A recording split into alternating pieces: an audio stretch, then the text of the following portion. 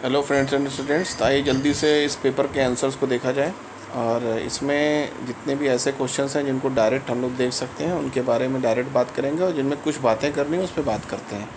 तो पहले में ए ऑप्शन तो सीधा सीधा दिख रहा है। दूसरे क्वेश्चन में स्लम्प टेस्ट प्लास्टिसिटी के लिए इस्तेमाल करते हैं। तीसरे क्वेश्चन में working temperature of the diesel engine 71 से 82 होता है। चौथा question function of the transmission system. तो इसमें जो आपके जो ट्रांसमिशन सिस्टम होता है, ट्रैक्टर का जो ट्रांसमिशन सिस्टम है उसकी बात करी जा रही है। तो इसमें ये तीनों ही काम इसमें करता है। ये राइट एंगल पर पावर भी ट्रांसफ़र करता है, क्योंकि आपको पता है कि ट्रांसमिशन सिस्टम में ट्रैक्टर के पिछले दो पहियों पर पावर 90 डिग्री पर ट्रांसफ़र करी जाती है। फिर आते हैं पाँचवें क्वेश्चन में कि वोलेटिलिटी जो होती है स्पीड ऑफ द फ्यूल को, स्पीड ऑफ द इंजन को प्रभावित करती है। अब आते हैं नेक्स्ट पे, कॉन्टीन्यूस फ्लो ड्रायर, इसमें होगा 70 डिग्री सेंटीग्रेड। इसमें drawing temperature continuous flow dryer में 70 डिग्री सेंटीग्रेड होता है। फिर आते हैं अगले क्वेश्चन पे, सातवें पे। तो इसमें क्या होगा, 0 डेसिबल कब होगा, जब इंसान को सुनना ही कर दे। तो lowest pressure fluctuation normally discernible to the human beings. तो ये क्या हो जाएगा, ए ऑप्शन इसमें, ठीक है। आठवें क्वेश्चन पे आते हैं, ऑप्टिकल पायरोमीटर है। तो जहाँ पर ऑप्टिकल वर्ड है वहाँ पर हाई टेम्परेचर यूज़ होगा, क्योंकि वहाँ पर क्या है, जो लेंस से भी कहीं पर किसी पॉइंट पर जब टेम्परेचर इकट्ठा होता है तो हाई टेम्परेचर होता है। नौवें क्वेश्चन में क्या है, drawbar power output is always less than PTO. PTO shaft से ड्राबार वाली जो पावर होती है हमेशा कम होती है। क्यों होती है, क्योंकि ट्रैक्टर के पीछे जो है ड्राबार लगा होता है, और पीटीओ शाफ्ट वो शाफ्ट होती है जो ट्रैक्टर के इंजन से डायरेक्ट बाहर निकली होती है। तो उसमें किसी भी प्रकार के लॉसेस नहीं होते हैं इसकी वजह से। और पीटीओ शाफ्ट से ड्राबार के बीच में जो लॉसेस होते हैं वो कौन से होते हैं, वो आपके जैसे ट्रैक्टर पीछे की तरफ ड्राबार लगा हुआ है और ड्राबार तक कोई इम्प्लीमेंट लगा के खींचा जाता है। तो यहाँ पर क्या है, यही 3 प्रकार के लॉसेस जो है ट्रैक्टर के व्हील में स्लिपेज, ट्रैक्टर का रोलिंग रेजिस्टेंस और फ्रिक्शन लॉसेस के कारण ही आपको क्या होता है, ड्राबार पे पावर पीटीओ की अपेक्षा कम मिलती है। नेक्स्ट क्वेश्चन पे आते हैं। तो famous question, zero seed drill का जो स्लिप होता है वो आपको कौन सी होती है भैया, इसमें पॉजिटिव स्लिप होती है, और रोटा टिलर में नेगेटिव स्लिप होती है। नेक्स्ट क्वेश्चन पे आते हैं 11वें पे, size of mould board plough. Famous question, ये विड्थ ऑफ कट से डिसाइड किया जाता है। या 12वें क्वेश्चन पे आते हैं, डेड फरो कब होती है, जब वन वे प्लाउ का इस्तेमाल करते हैं। ठीक है, ये सारे क्वेश्चन कराए हुए हैं। साइज़ ऑफ द ट्रैक्टर को कैसे रिप्रेजेंट करते हैं, तो ट्रैक्टर के पहिए की चौड़ाई सेक्शन थिकनेस हो गया, और उसके रिम का डायमीटर दोनों को गुणा करके यहाँ पर कैलकुलेट किया जाता है। अगर ट्रैक्टर का पहिया है, ये उसकी चौड़ाई है, तो ट्रैक्टर के पहिए की चौड़ाई और रिम के डायमीटर, मतलब सी ऑप्शन। हस्क और ब्रान को पैडी से निकालना हलिंग कहलाता है। Cleaning of the material is done on the basis of cleaning size के दम पे करी जाती है। जैसे बालू के अंदर कंकड़ निकालते हैं, वैसे अनाज के अंदर से भी कंकड़ निकाले जाते हैं। इंडिकेटेड हार्स पावर जो है हमेशा बीएचपी से ज़्यादा होगी, क्योंकि फ्रिक्शनल पावर को घटाने के बाद बीएचपी मिलती है। इनमें से कौन सा प्राइमरी टिलेज इम्प्लीमेंट है, तो चीजल प्लाउ और सब सॉइलर प्राइमरी टिलेज इम्प्लीमेंट है। हार्ड पैन ऑफ सॉइल को ब्रेक करने के लिए हम लोग चीजल प्लाउ को इस्तेमाल करते हैं। सब सॉइलर 30 सेंटीमीटर से 45 सेंटीमीटर की गहराई में टिलेज करने के लिए इस्तेमाल किया जाता है। टाइडल एनर्जी कौन सी है भैया, तो ये आपकी इन एग्जॉस्टेबल एनर्जी के कैटेगरी में आती है। फिर आते हैं 19वें में rubber role huller.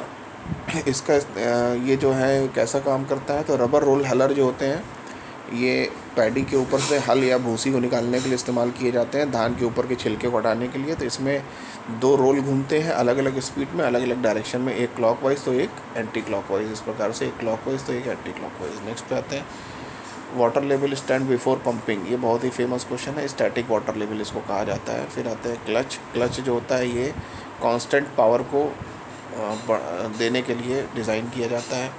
Farm state area जो होता है, पूरे फार्म एरिया का 3 से 5% एरिया में फार्म स्टेड बनाया जाता है, जिसमें आप इंसान और जानवरों के रहने की व्यवस्था कर सकते हैं। मीडियम साइज ब्लूक 0.5 से 0.75 HP के बीच में पावर दे सकता है। ऐसा इम्प्लीमेंट जो ट्रैक्टर के हिंज एक्सिस के से खींचा जाए और ट्रैक्टर के स्टीयरिंग यूनिट से कंट्रोल किया जाए, वो आपका कहलाता है माउंटेड सेमी माउंटेड इम्प्लीमेंट। ठीक है, जो हिंज एक्सिस से ना लगा हो, केवल ट्रैक्टर के स्टीयरिंग यूनिट द्वारा कंट्रोल किया जाए, वो माउंटेड हो जाता है। और जिसमें स्टीयरिंग यूनिट का कोई रोल ना हो, केवल ट्रैक्टर द्वारा घसीटा जाए, वो ट्रेड हो जाता है। 25वें पे आते हैं, सोलर सेल जो होता है ये आपके सोलर एनर्जी को इलेक्ट्रिकल एनर्जी में कन्वर्ट करता है। 26वां क्वेश्चन आते हैं, फायरिंग इंटरवल 2 स्ट्रोक इंजन का। ये बहुत ही फेमस क्वेश्चन ठीक है। 360 डिग्री बटे नंबर ऑफ सिलेंडर, ये क्या हो जाएगा 26वें का सी ऑप्शन, 26 का सी।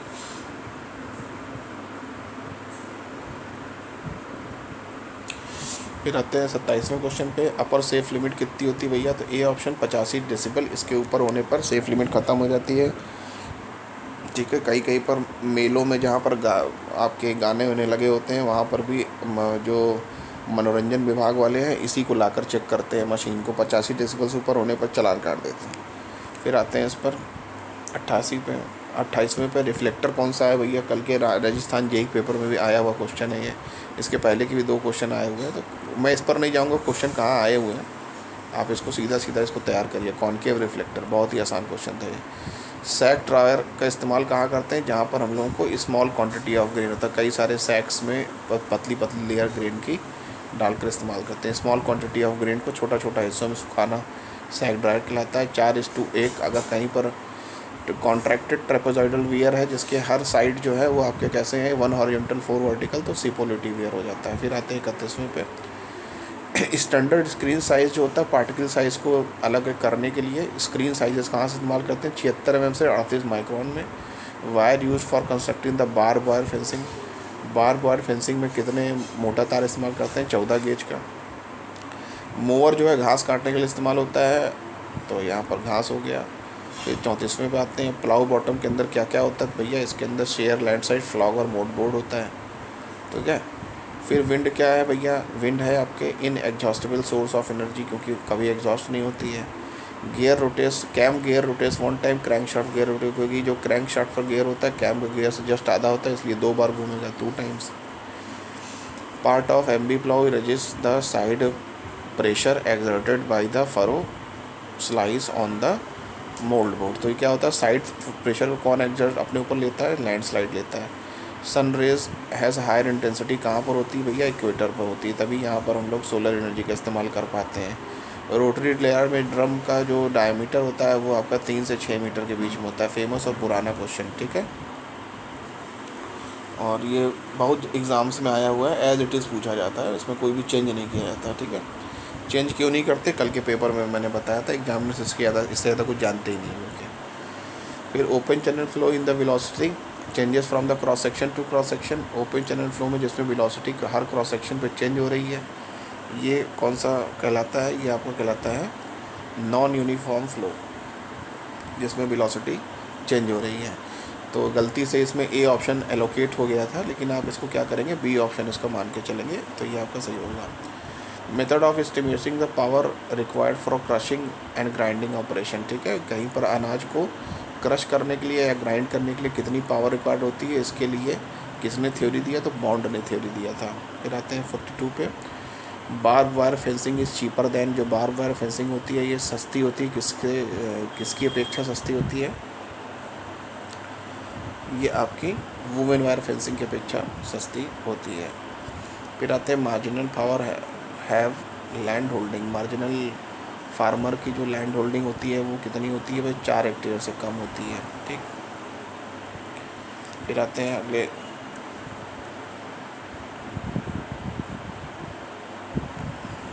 क्वेश्चन पे,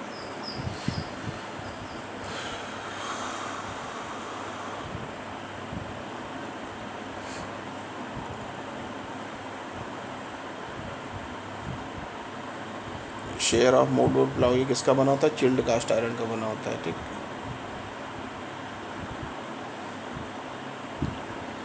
पैंतालीसवीं बात है, विंड मिल के लिए पानी उठाने के लिए कैसी विंड मिल चाहिए, मल्टीपल ब्लेड टाइप, क्योंकि ज़्यादा पावर चाहिए, ज़्यादा सॉलिडेटरी रेशियो होना चाहिए। सेकेंडरी फ्यूल फिल्टर जो होता है ये 2 माइक्रोन तक के पार्टिकल के साइज़ को छांटने के लिए लगा होता है। कॉलिंग के अनुसार जो मोल्ड प्लाउ का ड्राफ्ट होता है वो ग्राउंड पर 18% प्राप्त होता है। मेजर कॉन्स्टिट्यूएंट ऑफ बायोगैस कौन सा होता है भैया, ये होता है ए ऑप्शन, मतलब कौन सा, मीथेन।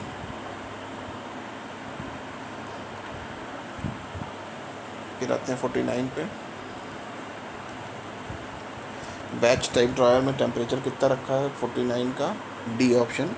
गलती से इस पर टिक भी है, आप लोग का काम बन गया, आप बिना सॉल्व के आंसर जान गए, 45 डिग्री सेंटीग्रेड, ठीक है। अब आते हैं 50वें क्वेश्चन पे। Relative proportion of sand silt or clay, इसको क्या बोलते हैं? प्रोपोर्शन की बात किया है तो सॉइल टेक्सचर। अगर यही बोलता कि relative arrangement of sand silt or clay या relative arrangement of the soil particle in a soil volume, तो उसको सॉइल स्ट्रक्चर कहते हैं। अभी क्या है? बी ऑप्शन इसमें, सॉइल टेक्सचर। 51 नंबर क्वेश्चन पे आते हैं। In gravity crusher the speed of crushing head, जो ग्रेविटी क्रशर में स्पीड ऑफ क्रशिंग हेड होती है 51 में ए ऑप्शन, ये आपकी कितनी होती है? 100 से 200 जायरेशन पर मिनट, मतलब 100 से 200 in gyratory crusher the speed of the crushing, मतलब अपनी जगह पर ये 100 से 200 बार घूम जाता है। अब आते हैं इसमें 52वें क्वेश्चन पे। Height of the farm gate कितनी होती है भैया? 5 मीटर तक होती है, तो ये option number B is the right answer. फिर आते हैं 53वें क्वेश्चन पे कि firing order of the 4/6 cylinder engine, 6 cylinder का इंजन है, तो इसमें आपका फायरिंग ऑर्डर कौन सा हो जाएगा? तो 53 का बी ऑप्शन, 1 3 4 2 6 5। और इसको जानने का तरीका था मैंने आपको बता रखा है। सेंटर लाइन खींचिए, 6 सिलेंडर बनाइए, 3 यहाँ 3 यहाँ। पहले में देखिए क्या बोल रहा है, 1 और 3, मतलब पहले के बाद 1 के बाद 3 पे आया, 3 के बाद 4 पे आया, 4 के बाद फिर से देखिए 2 पे आया, 2 के बाद फिर से 6 पे आया, फिर 5 पे आया। मतलब क्या है कि जो इसमें कभी भी ऐसा नहीं होना चाहिए कि जिसमें आपके 2 फायरिंग एक साथ एक ही तरफ होने लगे, तो वो गलत हो जाता है, ठीक है। तो इसकी वजह से यहाँ पे फायरिंग ऑर्डर कितना हो जाएगा? 53 का बी ऑप्शन, ये वाला आपको बनेगा।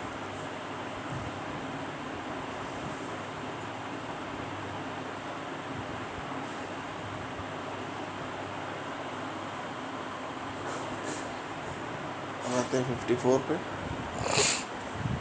Slate type of mould board, slate type का मोल्ड बोर्ड कहाँ इस्तेमाल करते हैं? 54 का सी ऑप्शन, स्टिकी सॉइल में इसको इस्तेमाल किया जाता है। फिर आते हैं 55 पे। 55 का speed of multi blade rotor, ये क्या होती है आपकी? 60 से 80 आरपीएम डेटा है, सीधा इसको याद रखना है। मल्टी ब्लेड रोटर की स्पीड क्या होती है? 60 से 80 आरपीएम होती है। 56 पे आते हैं।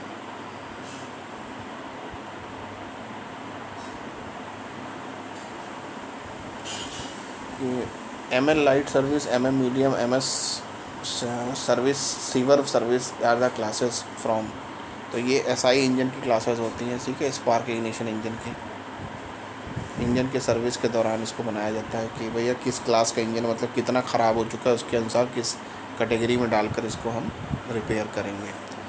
57 में वर्टिकल क्लियरेंस होता है मोल्ड बोर्ड प्लाव का। वर्टिकल क्लियरेंस कितना होता है? जो डेप्थ ऑफ कट को सीधे प्रभावित करता है, तो 2 से 5 mm, ठीक है। प्लाव जब खड़ा करते हैं तो प्लाव के शेयर के नीचे जो जगह बनी होती है उसी को वर्टिकल क्लियरेंस कहते हैं।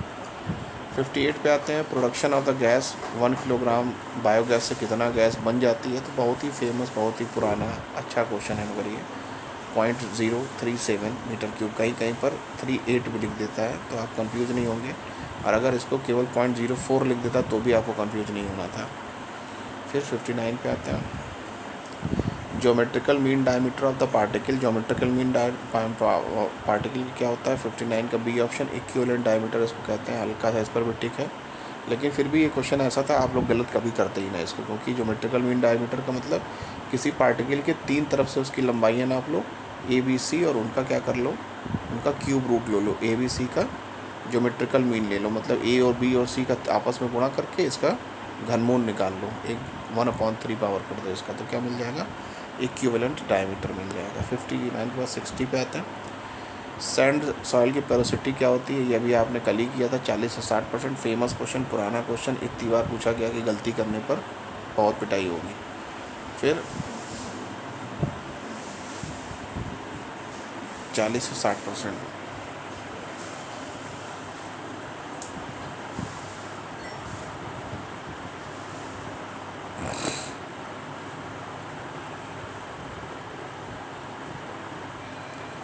बस 8वें पे आते हैं। In rotary knife cutter a horizontal rotor rotate at, rotary knife cutter में जो हॉरिजॉन्टल रोटर होता है कितने पर रोटेट करता है? 200 से 900 आरपीएम के बीच में ये रोटेट करता है।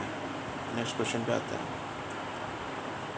इन loose housing barn cow milk in the same building, loose housing barn में क्या होता है? काऊ जो होती है वो सेम बिल्डिंग के अंदर नहीं, लूज मिल्किंग पार्लर में, ठीक है, मतलब कि जहाँ पर गायों को बांधा ना जाए तो मिल्किंग पार्लर में ले जाकर उनकी हम क्या करते हैं, दूध उनका निकालते हैं। तो क्या हो जाएगा, milk that in the milking parlour. 62 का सी ऑप्शन।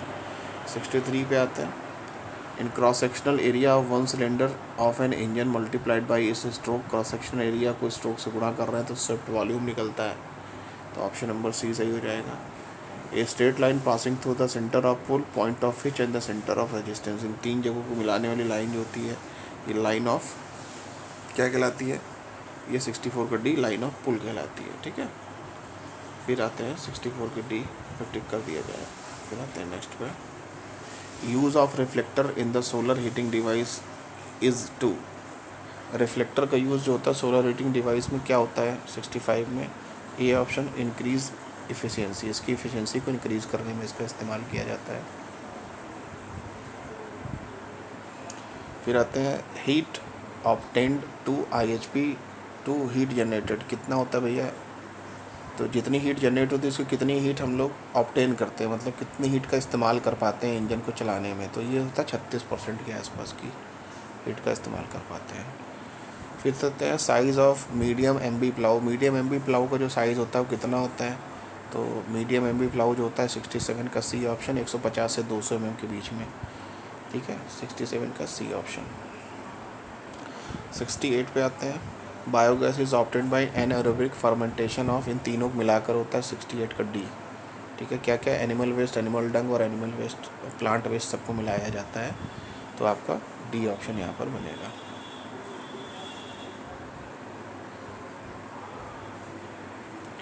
सिक्सटी 69 पे आते हैं। Cleaning of the material is done by, material की क्लीनिंग किसके द्वारा करी जाती है, तो 69 का D all are correct. Washing, hand picking, screening तीनों को द्वारा करते हैं, तो डी ऑप्शन। 67 पे आइए, सॉरी 70 पे आइए 69 के बाद। तो 70 क्वेश्चन का, when the bulk density of the medium to the fine textured sub soil exceed 1.7 gram per cc, the value of hydraulic conductivity soil. तो इतनी अगर बल्क डेंसिटी से इससे ज़्यादा हो रही है तो इसकी हाइड्रोलिक कंडक्टिविटी की जो वैल्यू है वो कितनी कहलाएगी, ये मानक है जिसको लो हाइड्रोलिक कंडक्टिविटी के तौर में डाला जाता है, ठीक है। तो क्या हो जाएगा ये 70 का A option. Centrifugal Shelar is used for milling. Centrifugal Shelar का इस्तेमाल कहाँ करते हैं, तो ये पल्सेस के केस में इस्तेमाल किया जाता है। 71 का सी ऑप्शन होगा इसमें, ठीक है। सेंट्रीफ्यूगल शेलर बहुत ही ज़्यादा इंपॉर्टेंट क्वेश्चन है, इसको आपको याद रखना है।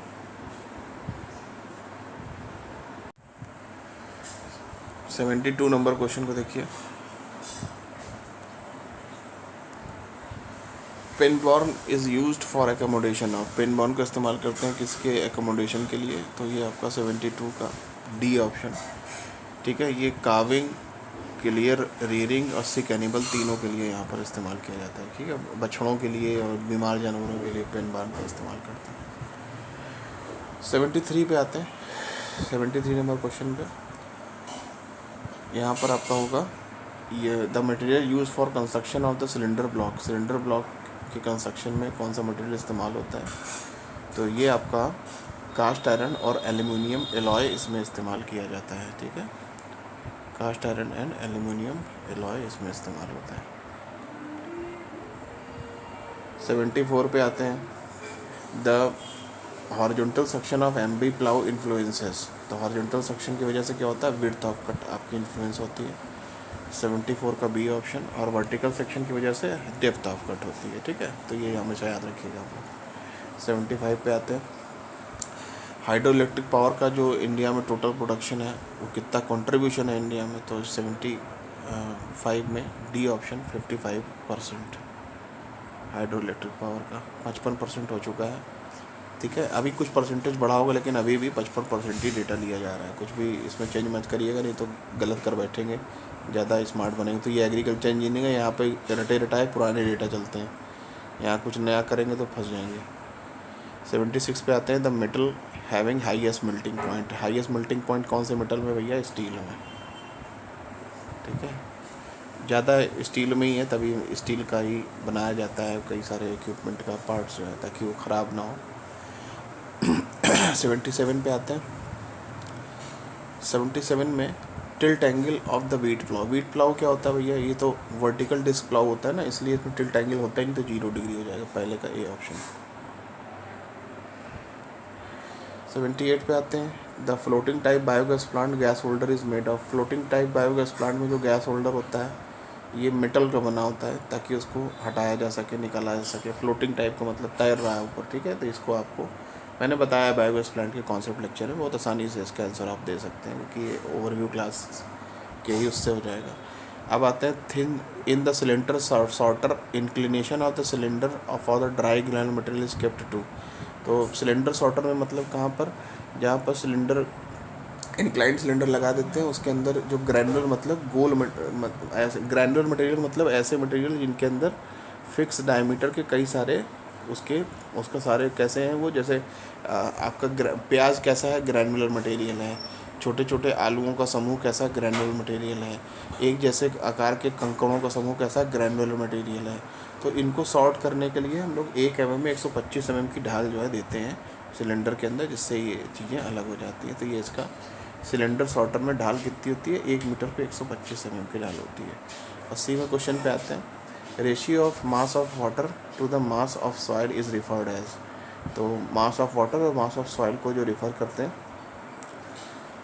इन दोनों का रेशियो क्या होता है, मास ऑफ वाटर और मास ऑफ सॉइल। इसको जब हम लोग रेशियो निकालते हैं तो हम लोग क्या मिलता है, ग्रेविमेट्रिक वाटर हमको प्राप्त होता है, ठीक है। मास ऑफ वाटर और मास ऑफ सॉइल के रेशियो से, कि कितना पानी जो है हमारा ग्रेविमेट्रिक वाटर की कैटेगरी में आता है। 81 पे आते हैं। In steaming process the soaked paddy exposed to the steam at a pressure about. कितने प्रेशर पर भाप वाले प्रोसेस में जो आपके धान होती है उसको हम लोग कितने प्रेशर पे स्टीम में एक्सपोज करते हैं, तो ये आपका होता है 4 kg पर सेंटीमीटर स्क्वायर, ठीक है। फिर आते हैं 82 पे। Drainage is important consideration in the site selection of. तो ड्रेनेज ज़्यादा इंपॉर्टेंट कंसिडरेशन होता है, जहाँ पर डेयरी लगाइए चाहे पोल्ट्री हाउस, दोनों में ही ड्रेनेज इंपॉर्टेंट है, तो बोथ ए एंड बी। 83 पे आते हैं। Gasket ceiling is most difficult problem at. जो गैस्केट सीलिंग है ये ज़्यादा डिफ़िकल्ट प्रॉब्लम है किस जगह पर, तो ए ऑप्शन होगा इसमें, हेड पर, ठीक है। प्रॉब्लम एट हेड भाई कहाँ पर भैया, इंजन में जो सिलेंडर आपका पिस्टन होता है, पिस्टन का जो हेड होता है, ठीक है, ये आपका gasket ceiling is the most difficult problem at, कहाँ पर होती है ये, हेड पर, सिलेंडर के हेड पर। अब आते हैं नेक्स्ट क्वेश्चन पे, मतलब 83 हो गया। 84 पे आते हैं। 84 में MB plough throws furrow slice one side from the direction of travel, तो वन वे प्लाउ कहलाता है, ठीक है। यही वन वे प्लाउ आपका रिज भी बनाता है, सॉलिडेड फरो भी बनाता है, इसको आपको मैंने बताया था। Hot magma is a source of. Hot magma भैया किसका सोर्स होता है, तो जियो थर्मल एनर्जी का होता है, पृथ्वी के अंदर की ऊर्जा बाहर आती है उससे। Life of spark plug in the 2 stroke engine as compare to the 4 stroke engine में क्या होती है भैया, स्पार्क प्लग की लाइफ 86 का बी ऑप्शन दोगुनी होती है, क्योंकि स्पार्क इसमें कम होता है ना, और उसमें स्पार्क ज़्यादा होता है। इसमें एक चक्कर में 1 बार है, इसमें एक चक्कर में 2 बार है, इसकी वजह से। अब आते हैं 87 में।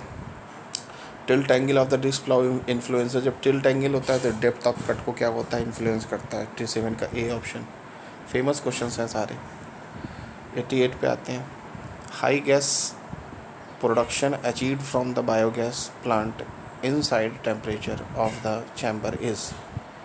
तो बायोगैस प्लांट में सबसे ज़्यादा अच्छा गैस प्रोडक्शन कब होता है, जब टेम्परेचर 35 डिग्री सेंटीग्रेड हो। फिर 89 पे आते हैं। The shape of perforated Dick use in the specific gravity separator. तो स्पेसिफिक ग्रेविटी सेपरेटर में जो छिद्रित डिक होती है उसका इस्तेमाल किसके लिए करते हैं, वो किस प्रकार की शेप की होती है, वो ट्रायंगुलर शेप की होती है, क्योंकि triangle is the best shape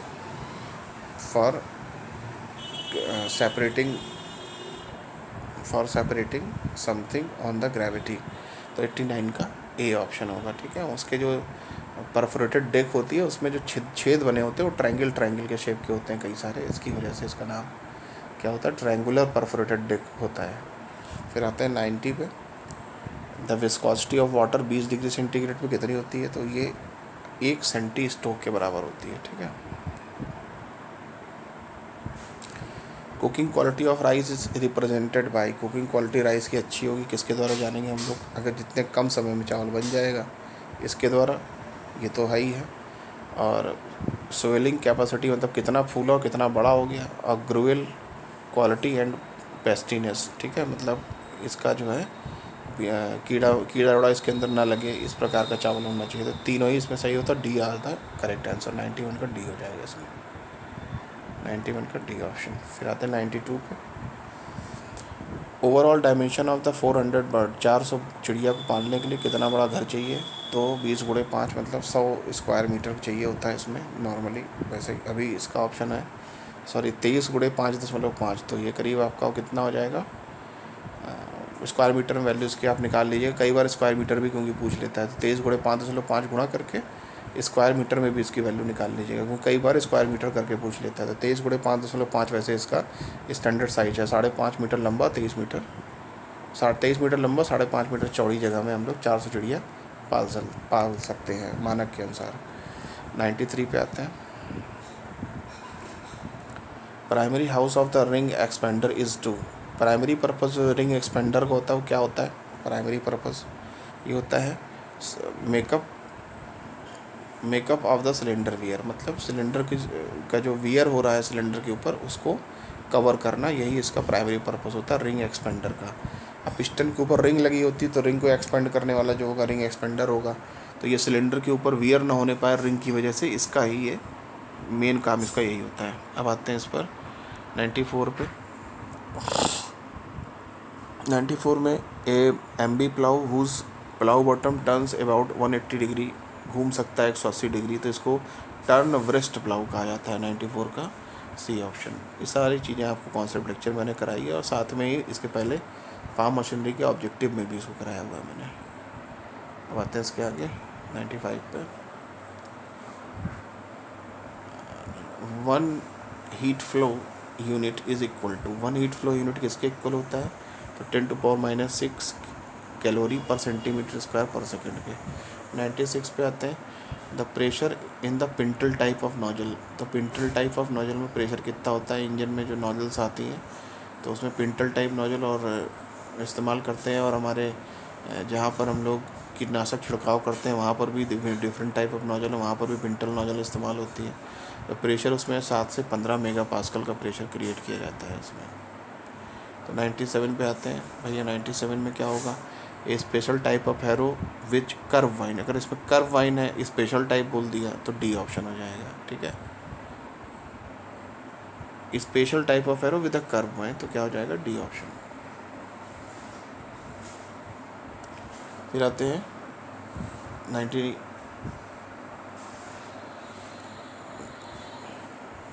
D option, acme harrow, ठीक है। फिर आते हैं vertical angle of the projection of sun rays on the horizontal plane and the direction of sun rays, तो ये क्वेश्चन बहुत बार पूछा हुआ है। तो 98 का बी ऑप्शन, इसको बोलते हैं एल्टीट्यूड एंगल, ठीक है। ये बहुत बार आया हुआ है पेपर में, आपके एई के, यूपी एई के पेपर में, राजस्थान एई, बहुत जगहों पे आया। तो 98 का, तो vertical angle of the projection of sun rays in on horizontal plane and direction of sun rays, तो इसमें जो प्रोजेक्शन बनता है किसी चीज़ का और सन रेज की जो डायरेक्शन होती है, उनके बीच का एंगल क्या कहलाता है? एल्टीट्यूड एंगल पड़ता है, ठीक है। जैसे आपका ये कोई वर्टिकल चीज़ खड़ी है, सन रेज आ रही है, तो इसकी परछाई यहाँ से बन गई। अब सन रेज आगे चली गई, तो यहाँ पर जो एंगल बनेगा वो क्या कहलाएगा? एल्टीट्यूड एंगल कहलाएगा। 99 पे आइए। द कैपेसिटी ऑफ द मोरई type of structure, famous question, पुराना क्वेश्चन, 3.5 से 18, ठीक है, लेकिन ये आपको तैयार रहना चाहिए कि पूछता है इसी तरह से। फिर 100वें पे आते हैं। The application of Darcy law is limited by the condition that flow to the porous medium must be, तो लेमिनार फ्लो के लिए ये होता है सही। और एक चीज़ और जान लीजिए कि डार्सी लॉ वहाँ एप्लीकेबल होता है जहाँ पर रेनॉल्ड नंबर 1 से कम होता है। ये भी आपको मैंने कराया हुआ है, ये भी क्वेश्चन कराया हुआ है पहले भी। तो यहाँ पर आपका पहला पेपर ख़त्म होता है। तो इसका वीडियो मैं अपलोड कर दूंगा, लेकिन मैं ये सोच रहा हूँ कि मैं वीडियो से ज़्यादा अच्छा रहेगा कि क्वेश्चन के सही आंसर पर टिक लगा के उसकी पीडीएफ भी आप लोगों के लिए अपलोड कर दूं।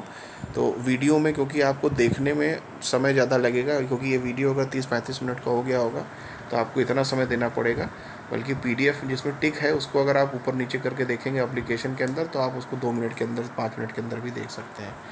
तो इस तरीके से वो चीज़ ज़्यादा फास्ट हो जाएगी। तो जैसा आप लोगों का सजेशन हो आप बताइएगा, मैं वीडियो तो के बजाय केवल टिक लगी हुई PDF की जिसमें सही आंसर टिक हो उसको डाल दूँ, तो ज़्यादा बेहतर तरीका होगा. So again very very thank you for watching the videos. Bye bye and शबा खैर.